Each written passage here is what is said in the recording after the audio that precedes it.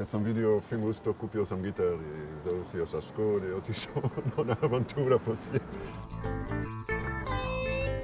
70 drugih ljudi nikad nisu vidjeli Canci ovdje i pogotovo, mislim, možda na televiziji, ali uživo ne. Vjeruj mi da su se roleti otvorili, zatvorili, ljudi su gledali šta je ovo, kako može ona...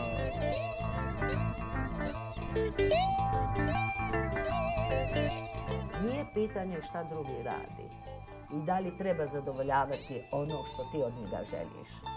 Pitanje je samo da uzmeš ono što ti treba.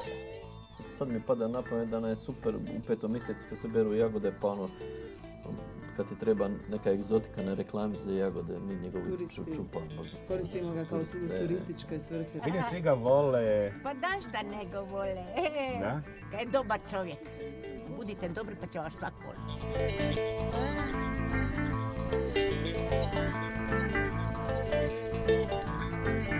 Muzika je jezik bez gramatika i bez možeš putovati sa instrument muzika po cijeli svijet, ako imaš nešto reći, ljudi će ti kontati.